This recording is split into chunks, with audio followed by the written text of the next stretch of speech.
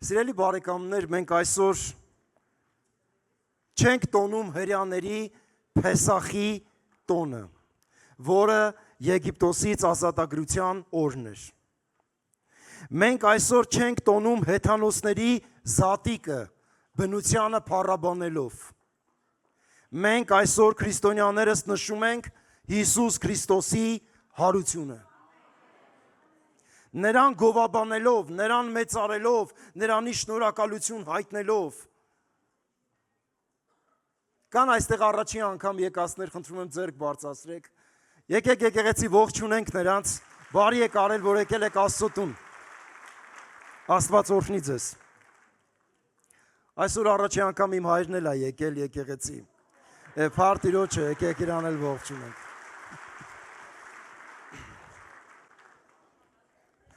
Մեզ քրիստոնյաներիս համար այսօր մեծ տոն է, կյանքի, հույսի, փրկության և ուրախության տոն։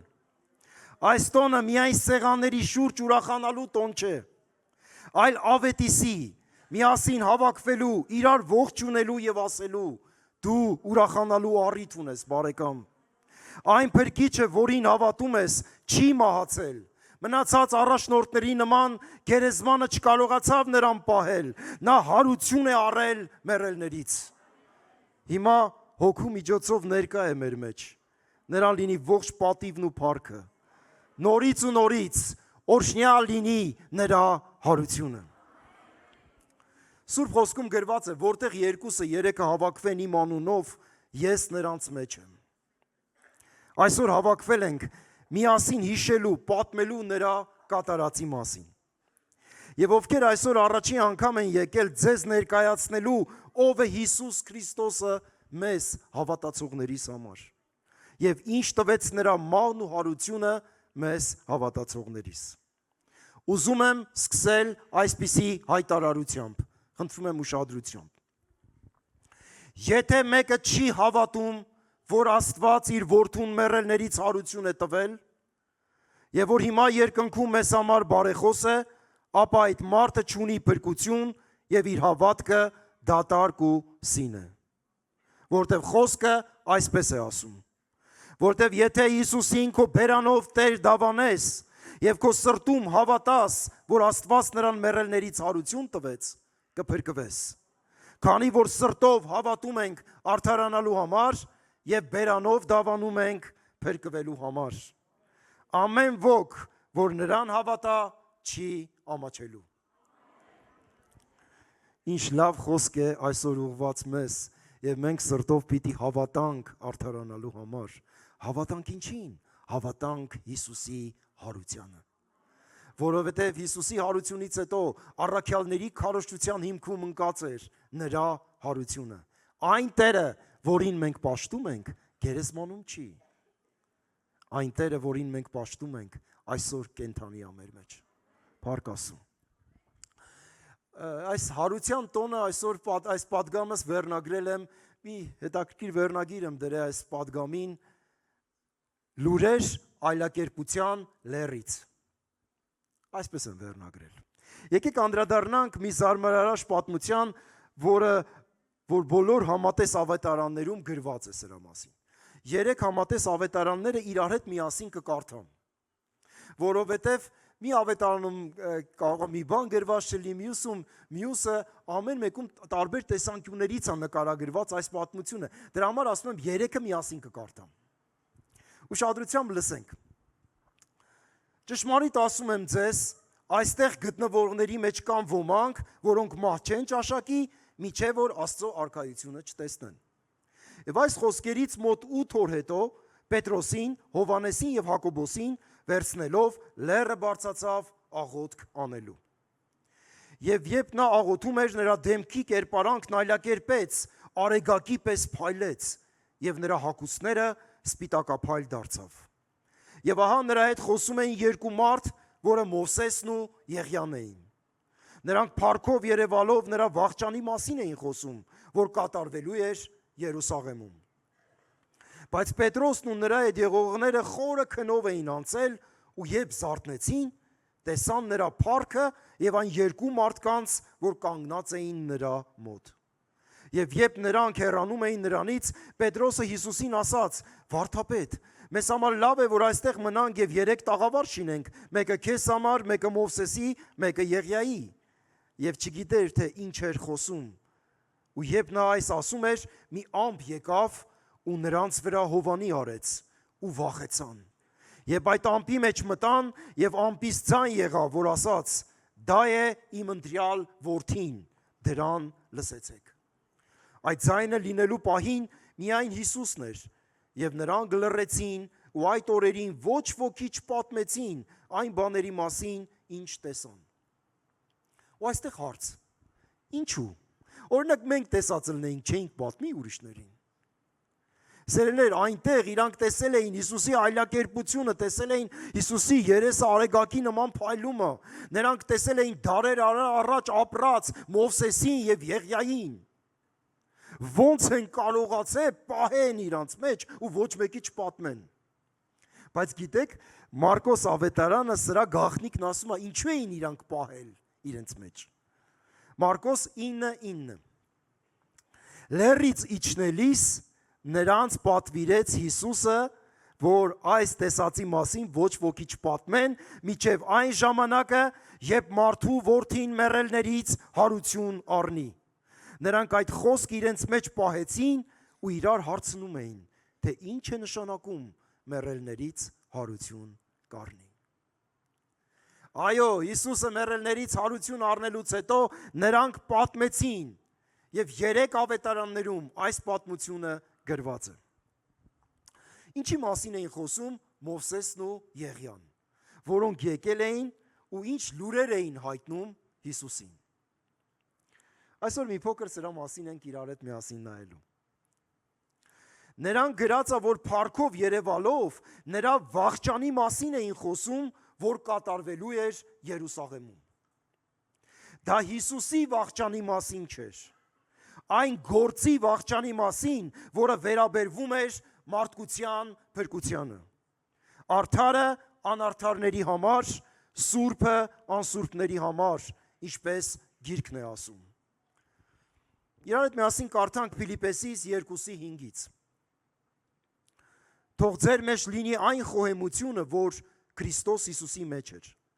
որ Աստծո բնությունը ունենալով Աստծուն հավասար լինելը հափշտակություն չհամարեց, այլ ինքն իրեն ունայնացրեց եւ ծառայի կերպարանք առնելով, մարդկանց նման լինելով ու կերպարանքով մարդու պես հայտնվելով, ինքն իրեն խոնարհացրեց ու հնազանդ եղավ մինչև մահ, այն էլ խաչի մահ։ Դրա համար էլ Աստված առավել բարձրացրեց նրան եւ մի անուն շնորհեց նրան, որ ամեն անունից ավելի բարձր է, որպիսի Հիսուսի անվանը ծալվի երկնավորների, երկրայինների եւ երկրի տակ եղողների ամեն ծունկը եւ ամեն լեզու խոստովանի, որ Հիսուս Քրիստոսը Տեր է Հոր Աստծո փառքի համար։ Կարող ենք այսօր իրար հետ միասին խոստովանել ասել, որ Հիսուսը Տեր է Հոր Աստծո փառքի համար։ Ամեն։ Փառք Աստծո, Հիսուսը մեր Տերն է Հոր Աստծո փառքի համար։ Ալելույա։ Մովսեսն ու Եղիան միայն մահվան մասին չէին խոսում, այլ նաև նրա հարության։ Պատահական չէր, որ հայտնվեցին Մովսեսն ու Եղիան, կարող էին Աբրահամը կամ Դավիթը հայտնվել։ Այս դեպքի իրադարձության մասին մի ուրիշ անգամ ավելի հանգամանալից խոսեմ, բայց ես այսօր չեմ ուզում կենտրոնանալ այս անձերի վրա, այլ Հիսուսի վրա, որովհետև ամպից եղած ձայնը դրա մասին էր վկայում։ Նա է իմ սիրելի որդին, նրան լսեցեք։ Այս հանդիպումը 3 առաքյալների հաստատման համար էր, ինչու՞ չէ նաև մեզ այսօր կարդացողներիս եւ լսողներիս համար։ Գիտեք, երկար տարիներ հետո Հովհաննեսը կգրեր իր թղթերի մեջ այն, որ սկզբից էր, որին լսեցինք եւ մեր աչքերով տեսանք, որին նայեցինք եւ որին մեր ձեռքերը շոշափեցին, այսինքն կյանքի բանի մասին, եւ կյանքը հայտնվեց, ու մենք տեսանք ու վկայում ենք։ Եվ ձեզ պատմում ենք այդ հավիտենական կյանքի մասին, որ հոր մոտ էր ու մեզ հայտնվեց։ Այն ինչ տեսանք ու լսեցինք պատմում ենք ձեզ,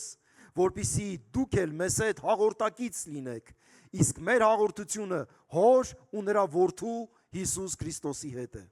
Եվ սա գրում ենք ձեզ, որպեսզի ձեր ուրախությունը կատարյալ լինի։ Այն այլակերպություն տեսած Հովհաննեսը գրում էր, մեր ձեռները շոշափեցին, մենք տեսանք իրան։ Ու գիտեք ինչ ասում, նա կյանքն էր, տեսանք իրան։ Ոչ թե կյանք ունի, այլ կյանքն էր նա։ Եվ մենք հաղորդ եղանք այդ կյանքին։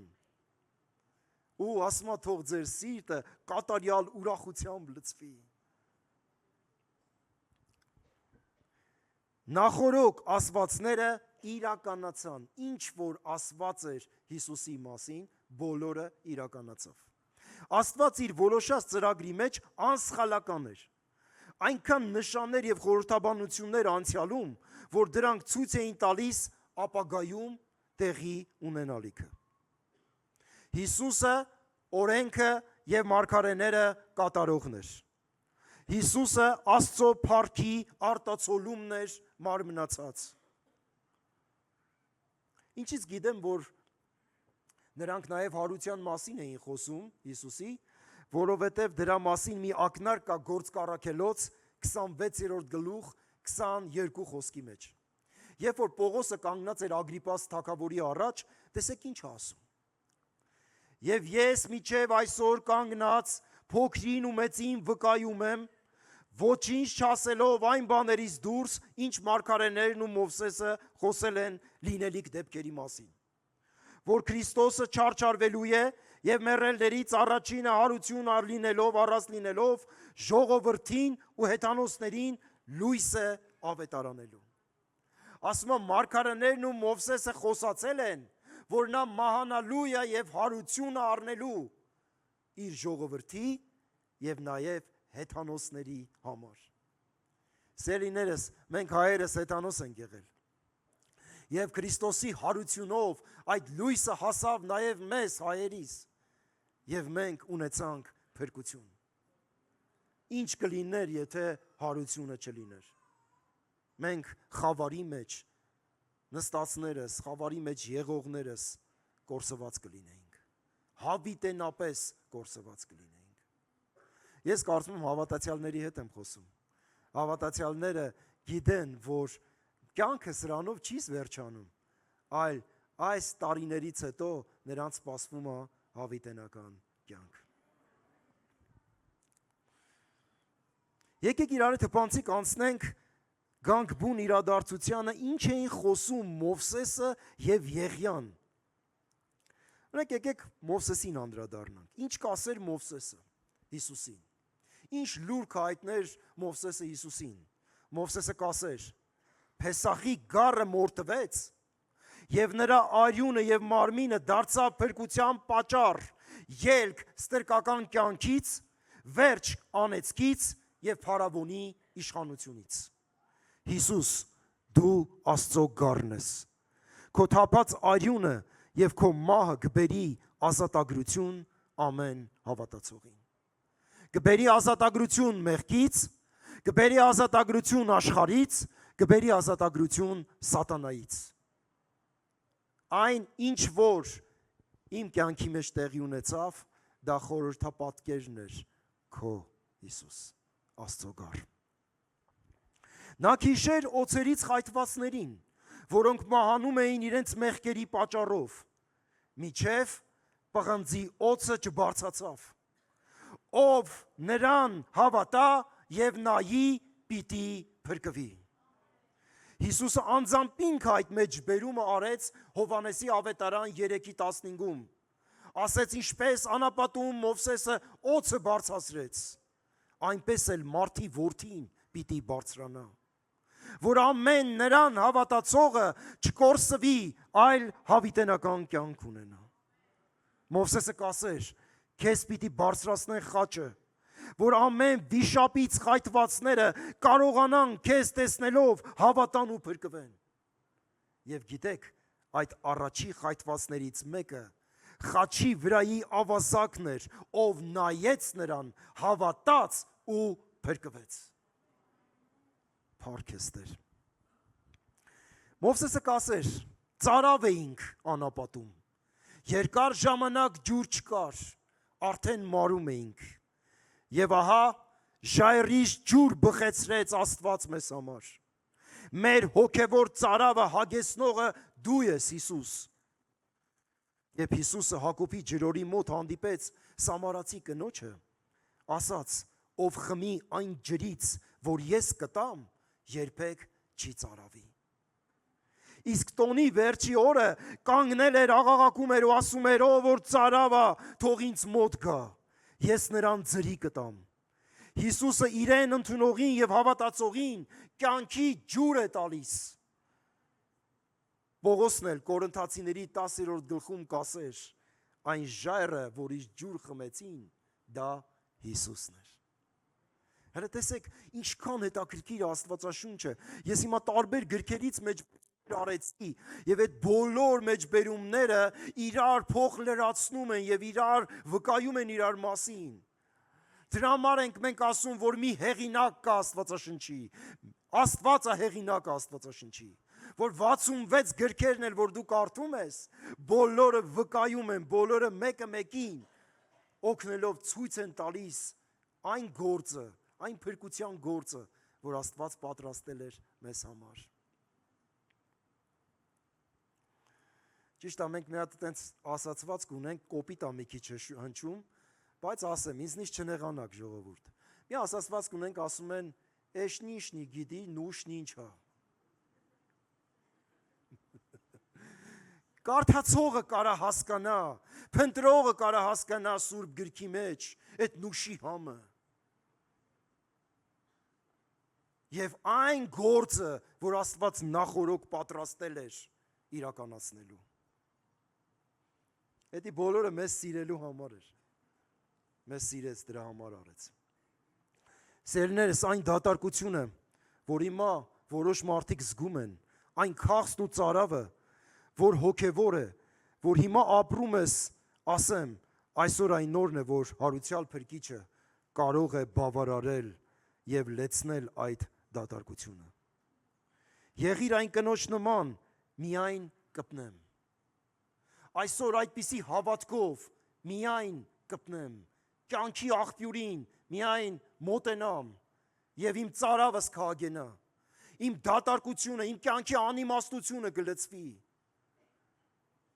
Այսօր մարդիկ, ներսները դատարկա, փնտրում են ինչով լցնել, իրանք մտածում են ուտելիք ուտելով կարող են լցնել։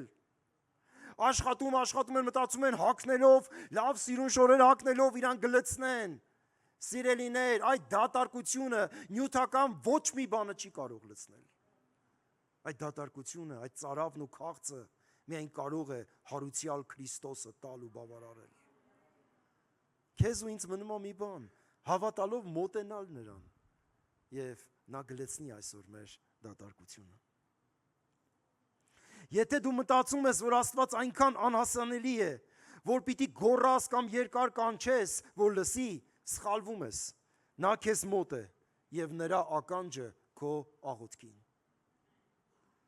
Այն որ հավատքով կանչես, թեկուզ շշուկով, Աստված լսում է քո աղոթքը, որովհետև ինքը բոլորիս մոտ է եւ բոլորիս փրկությունն է ուզում սերներ։ Մովսեսը կշարունակեր ու կասեր, Աստված ասեց, ինձ նման մարգարե կհանի ձեր մեջից, նրան լսեցեք։ Դա գրված է երկրորդ օրինաց 18-րդ գլուխ 15 խոսքում։ Մովսեսը, որի դեմքը լույս էր արձակում Աստծո հետ հանդիպումից, հիմա կանգնած է արեգակ ստեղծողի առաջ, որի դեմքը արեգակ էր եւ հանդերձները լուսափայլ։ Մովսեսի այս մարգարեությունը հաստատեց Աստված ինքը ամպի մեջից խոսալով։ Ինչ ասեց։ Ասեց. նա է իմ հավանած որդին, նրան լսեցեք։ Այս նույն խոսքը Մովսեսին էր ասել. մարգարե կհանեմ այդ ժողովրդի մեջ քո նման, նրան կլսեք։ Հիմա արդեն այլակերպության սարի վրայից Աստված ինքն է խոսում։ Սա այն մարգարեն է, որ ես ասում էի Մովսես։ Նրան կլսեք, նա է իմ հավանածը,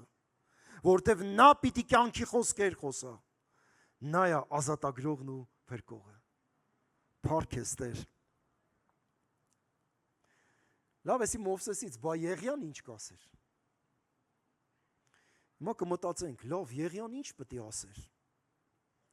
Եկեք տեսնենք Եղիան ինչ կասեր։ Եղիան կասեր. Հիսուսը Աստծո պատասխանն էր երկնքից երկիր իջած։ Կրակն ու լույսը, որ չտեսնողները տեսնեն եւ տեսնողները կուրանան։ Նրանք ովքեր իրենց համարել են մեղավոր, կույր, Հիսուսը եկել է, որպեսզի դու տեսնես։ Իսկ նրանք ովքեր իրենց համարում են արդար, բարի, լավ մարդ, մեղքեր չունեցող, իմացի Հիսուսն եկել է, որ դու կուրանաս։ Որովհետև դու փրկի կարիք չունես։ Հիվանդները բժշկի կարիք ունեն, կորսվածները փրկի կարիք ունեն։ Եթե դու այդպիսին ես, ուրեմն իմացի Հիսուսը քո համար է եկել։ Եկել է, որպեսզի դու տեսնես։ Կշարունակեր ու կասեր. Հիսուս, դու մեղքը դատապարտողն ես եւ քո ժողովրդին մեղքի իշխանությունից ազատողը։ Եղիան կասեր, այնինչ ես անում էի մասամբ, դու եկել ես մեկ անգամ մշտեջենապես ազատելու քեզ հավատացողներին։ Նրանք, ովքեր Եղիայի կյանքը կարդացել են, նրանք կտեսնեն, որ այս մարգարեի պայքարը Իսրայելի մեղքերի դեմ էր, կռապաշտության դեմ էր, որ ինքը հանդիմանում էր թագավորին ու թագուհուն, որ ինքը այն կռապաշտներին հանդիմանում ու ասում էր ու ժողովրդին ասում էր հերիքա երկու ոտքերի վրա կաղաք,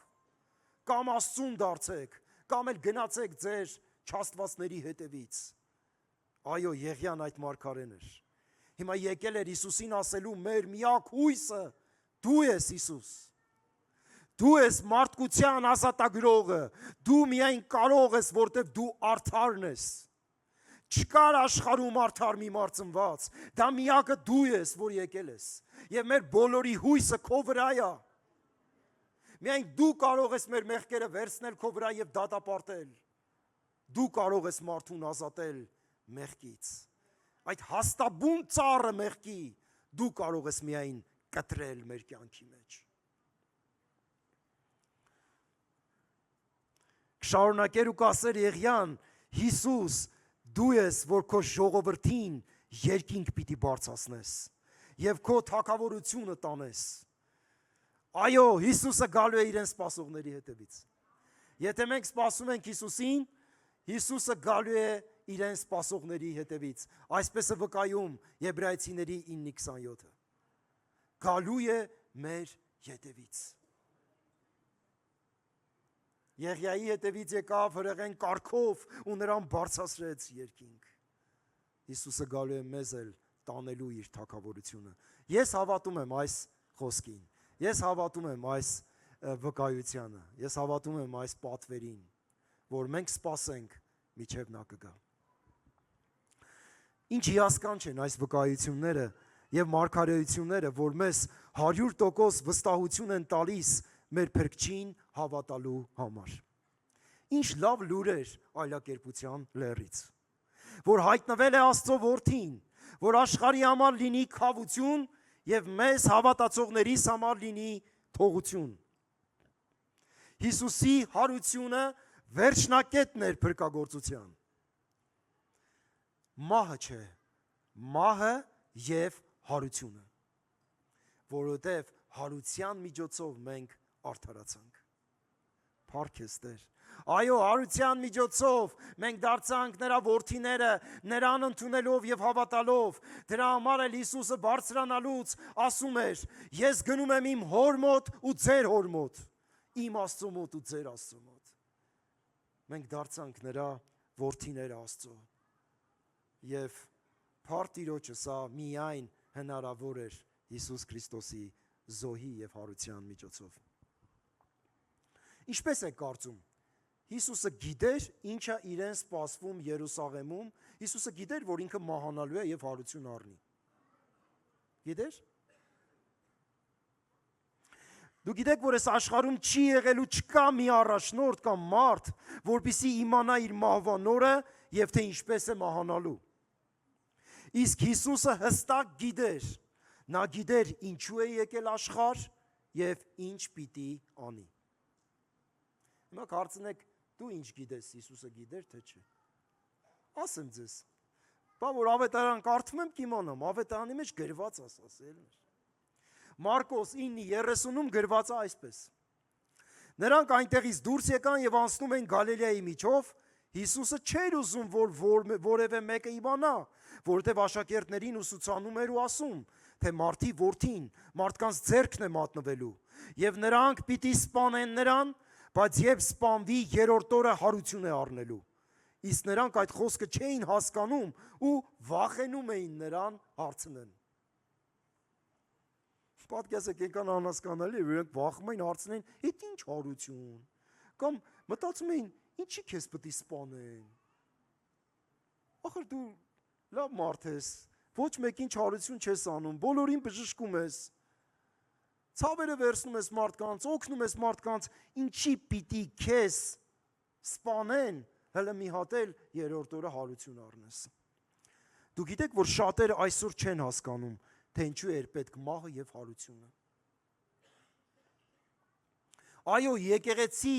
եկածողներից որոշներն էլ չեն հասկանում, որոնք գալիս են, ինչի համար էր պետք մահը եւ հարությունը։ Դու գիտեք, որ արդեն պլանավորված էր, արդեն Հիսուսի ծնունդից, արդեն միջև աշխարհի ստեղծումը այդպես է գրած խոսքը, արդեն պլանավորված էր, որ Հիսուս Աստծո գառը պիտի գար, գոմում ծնվեր, հետո էլ վերջում զոհաբերվեր մեզ համար, դա գրված էր։ Ես մի նախադասությամբ ուզում եմ ասել, մահը Հիսուսի վերջն էր մեղավոր, հին, ապականված կյանքի, իսկ հարությունը սկիզբն է նոր, սուրբ եւ արդար կյանքի։ Ինչի համար էր պետք մահը եւ հարությունը։ Մահը պետք էր, որ վերջ լիներ իմ հին կյանքին, մեղավոր կյանքին, աղավաղված ու ապականված կյանքին, եւ հարությունը պետք էր, որ ես նոր մարդ դառնամ, սուրբ կյանք ապրեմ եւ այդպես էլ իր թագավորության մեջ Հավիտյանս Հավիտենից։ Այդ դրա համար էր մահը եւ հարությունը։ Ուզում եմ այդտեղից էլ կարդալ Մարկոս 10:32-ում ագրված։ Նրանք Երուսաղեմ բարձրանալու ճանապարհին Հիսուսը նրանցից առաջ ընկած գնում էր։ Հետ եղել է, որ սենց բան եք եղել, լարված եք եղել, ոչ մեկի չեք լսել, սենց արագ գնացել եք, որ ձեր գործը անեք։ Հետ եղել է այտենց։ Բա։ Որ սենց ձեր համար շատ շտապ մի բան եք ուզեցի անեք, հետաքրքիր այսպես մի նկարագրություն է այստեղ։ Ասում է ճանապարհին բարձրանալ Հիսուս նրանցից առաջ ընկած գնում էր, աշակերտները զարմացած ու վախեցած նրան էին հետևում։ Այսինքն աշակերտները հանգիստ գնում էին ու Հիսուսը բայց արագ, տագնապած գնում էր։ Իրանք էլ այտենց ընկել էին հետևից գնում էին աշակերտները։ Հիսուսը 12-ին դարձյալ առանձնացրեց եւ սկսեց նրանց ասել. Թե իրեն ինչեր է պատահելու։ Ահա Երուսաղեմ ենք ելնում։ Եվ մարդի որդին կմատնվի քահանապետերի եւ դպիրների ձեռքը։ Մատնողը ով էր։ Հուդան էր։ 30 արծաթով մատնեց Հիսուսին։ Նրան մահվան կդատապարտեն եւ նրան հեթանոսներին կհանձնեն։ Նայեք ինչ դետալ առ դետալ Հիսուսը ասում է նախորոք։ Ասում է կտան ռոմեացիների ձեռը։ Նրան կծաղրեն, նրան կծեծեն, նրա վրա կթքեն ու կսպանեն նրան։ Ով կանի ռոմեացիները։ Եվ շարունակությունը եւ երրորդ օրը հարություն կառնի։ Այն սկզբի պահերը մի քիչ ավելի վախենալու, տրտմալու է, բայց հույս կա Հիսուսի խոսքերի մեջ։ Հիսուսն ասեց այս ամենը կանեն իմ հետ, բայց իմացեք, ես չեմ մնալու գերեզմանի մեջ։ Ես հարություն եմ առնելու գերեզմանից։ Մահը վերջը չէր։ Մահից հետո Հիսուս Քրիստոսը հարություն առավ։ Դրա համար էլ նոր գրված էր այստեղ նկարի վրա, ով մահ, ուր է քո խայթոցը, գերեզման, ուր է քո հաղթությունը։ Որովհետև ոչ մահը, ոչ գերեզմանը մեր Տիրոջը չկարողացան պահել։ Գիտեք ինչու։ Որովհետև նա արդար էր, որտեվ նա Տերն էր, որտեվ նա երկրորդ Ադամն էր, երկնքից իջած առանց մեղքի։ Դրա համար էլ չկարողացավ պահել։ Ավելին ասեմ, նա հարությունը եւ կյանքն էր։ Նա էր դա։ Դրա համար էլ մահը չէր կարա իր վրա իշխանություն ունենար։ Գործկարակելոց Պետրոսի քարոզի մեջ ասում է, անհնար էր, որ մահը նրան կարանար պահեր։ Անհնար էր, որտեվ ինքը կյանքն ու հարությունն էր Հիսուսը։ Փառք ես Տեր։ Ժողովուրդ, մենք այդպիսի Հիսուսի ենք հավատում։ Եվ եկեք մեր այդ ընկճվածությունների ժամանակ հիշենք այս խոսքերը եւ չընկճվենք, չնեղվենք։ Հիշենք այս խոսքերն ու ասենք դու հարություն առած Քրիստոսն ես։ Դու կհանես, եթե դու ինձ անցած փորձությունից հանեցիր, եթե դռներ բացեցիր իմ համար, այս փորձությունից էլ ես հանելու։ Ես գիտեմ, որ դու եկել ես, որ ինձ հասցնես քո արքայությունը։ Դու չես թողելու, որ ես կորսվեմ։ Դու ինձ հետ ես, դու խոստացել ես, մինչև աշխարհի վերջը ինձ հետ ես լինելու։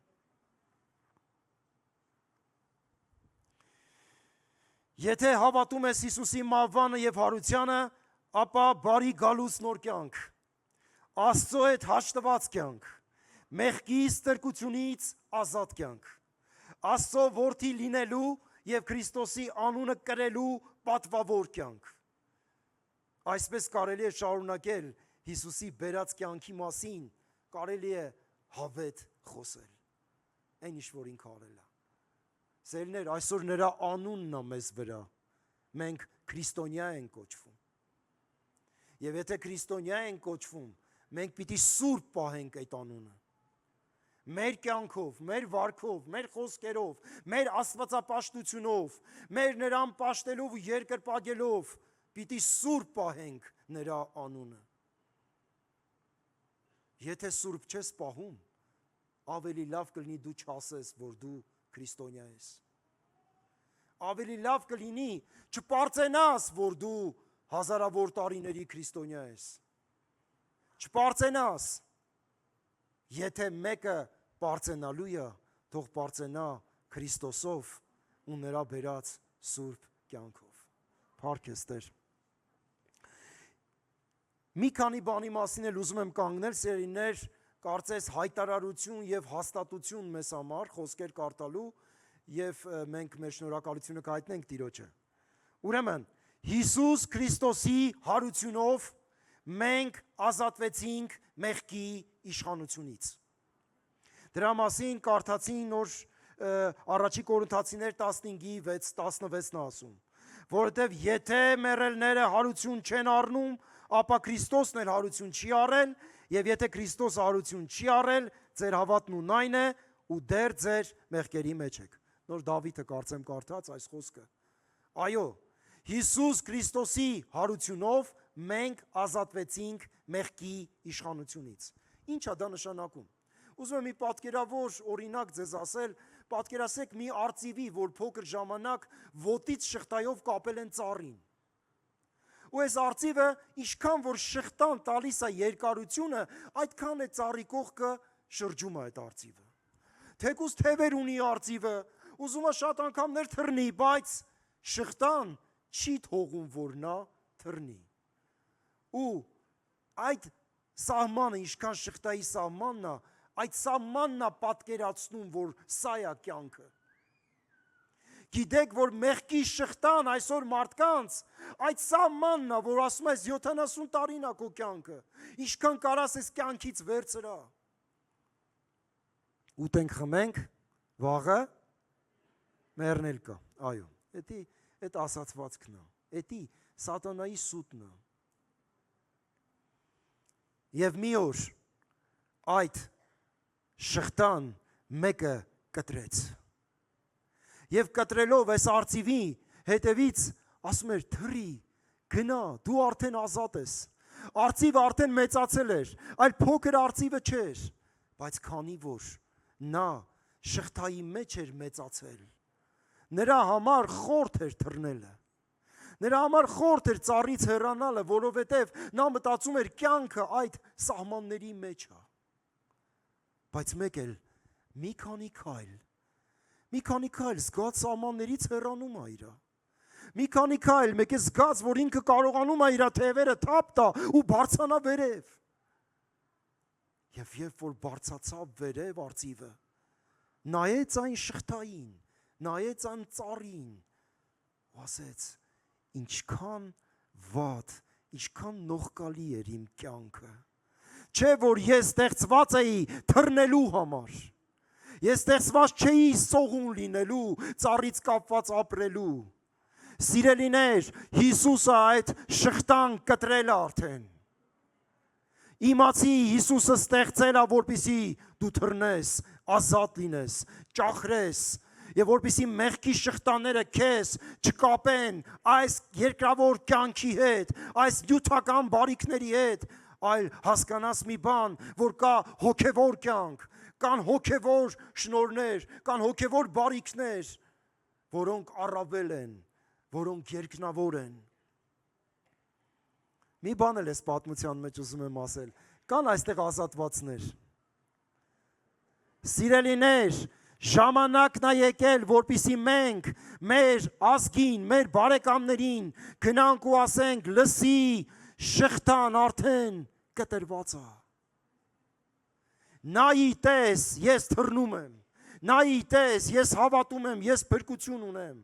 դու էլ կարող ես։ Մի կպած մնա քո այդ վիճակին, դու կարող ես ազատ լինել, դու կարող ես ճախրել երկնքում, որովհետև Քրիստոսը հարություն առնելով կոտրեց այդ շղթաները, կտրատեց, ազատեց մեզ այդ շղթաներից։ Փառք ես Տեր, շնորհակալ ենք։ Հիսուս Քրիստոսի հարությունով մենք ունենք հավիտենական կյանք։ Այո, մենք անմահ հոգիներ ենք, եւ Աստված մեզ Քրիստոսի միջոցով տվել է հավիտենական կյանք, սիրելիներ։ Հավիտենական Աստծո ներկայության մեջ ապրելու, որը չունի ոչ սկիզբ եւ ոչ վերջ։ Եվ մեզ այսպիսի մեծ պատվի արժանացրել։ Եկեք հավատանք սրան։ Բայց հավատքը պետք է ինչ որտեղից բոցավառվի։ Հավատքը պետք է հիմք ունենա։ Հավատքը պետք է ժայռի վրա կառուցված տան նման լինի, որ ինչքան էլ քամիները փչեն, ինչքան էլ փոթորիկները զարկեն, քո հավատքին ոչինչ չլինի։ Եվ եկեք այդ ժայռի վրա այսօր կառուցենք, եկեք խոսքը կարդանք եւ տեսնենք խոսքը ինչ է ասում սրա մասին։ Առաջի Կորինթացիներ 15, 18, 19 խոսքերը։ Եվ եթե Քրիստոսը հարություն չի առել, ուրեմն նրանք էլ, ովքեր Քրիստոսով ննջեցին, կորան։ Եթե միայն այս կյանքում Քրիստոսի վրա հույս ունենք, բոլոր մարդկանցից ավելի ողորմելի ենք։ Սելիներ, մենք Հիսուսին հավատում ենք ոչ միայն այս կյանքի համար, ասեմ, առաջինը հավատում ենք հավիտենական կյանքի համար։ Որովհետև ամեն նրան հավատացողը չի կորսվելու, այլ հավիտենական կյանք կունենա։ Փառք ես Տեր։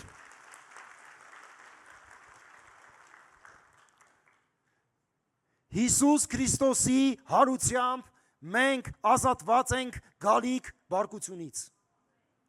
Դու գիտեք, որ գալիք բարկությունա լինելու։ Դու գիտեք, որ երկիրը կրակով պիտի այրվի ամբողջությամբ։ Դու գիտեք, որ արդար Աստված առաջի երկինքն ու երկիրը ջրեղեղով կործանեց, եւ երկրորդը ըստ Աստծո խոսքի Պետրոսի թղթի մեջ գրված է, պահված են կրակի համար եւ կրակով պիտի կործանի։ Բայց միջև կրակով դատապարտելը այս աշխարհը ուզում է ամեն հավատացողին ազատի այդ բարկությունից, այդ դատապարտությունից։ Առաջի Թեսաղոնիկեցիս 1:9-10 խոսքերը։ Դուք ինչպես կուրքերից դեպի Աստված դարձաք ծառայելու, կենթանի ու ճշմարիտ Աստծուն, եւ երկնքից սպասելու նրա որդուն, որին մեռելներից հարություն տվեց, Հիսուսին, որ փրկում է մեզ գալիք բարկությունից։ Ինչ ասում խոսքը, ասում է հարություն տվեց Հիսուսին, որ փրկում է մեզ գալիք բարկությունից։ Այո, գալիք բարկությունից փրկողը հարուցյալ Քրիստոսն է։ Որին մենք այսօր հավաքվել ենք պաշտելու, ուրախանալու իր ներկայությամբ։ Ինչքան լավ լուրեր այսօր մենք լսեցինք։ Ինչ պիտի անենք այս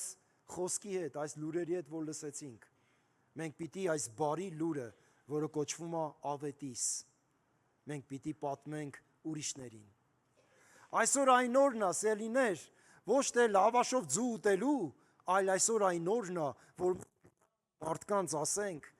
լսի, շղթաներդ կտրված են։ Կյանքդ կարա փոխվի։ Կարաս միայն մի բան շրջադարձ կատարես, այն մեջկանց, որ կանգնած ես Աստծուն, շրջադարձ կատարի դեմքով դեպի Աստծուն, եւ այդ հրաշքը տեղի կունենա քո կյանքի մեջ։ Այս ավետիսը մենք կարող ենք, չէ՞, մարդկանց պատմելու ասել։ Այո, իհարկե կարող ենք։ Ամեն մեկս մեր խոսքերով կարող ենք պատմելու ասել։ Կա ավելի մեծ ուրախության առիթ, քան սա Հիսուսի հարությունը, որ տեղի ունեցել։ Չկա, սիրելիներ, այս աշխարհում չկա այդպիսի ուրախության մեծ առիթ։ Տուն եմ առել, ավտո եմ առել, մեկ էլ մի քանի տարի հետո մարդու մազերը սպիտակած, արդեն էլ ոչ տունն է իրան հետաքրքրում, ոչ ավտոն է իրան հետաքրքրում։ Բա ինչ եղավ քո այդ ուրախությունը։ Ինչ եղավ։ Հասկանում ես մի բան, որ ժամանակավոր էր այդ ուրախությունը։ Բայց այն փրկությունը, որ Տերը բերել է, նա հավիտենական է։ Փառք ես Տեր։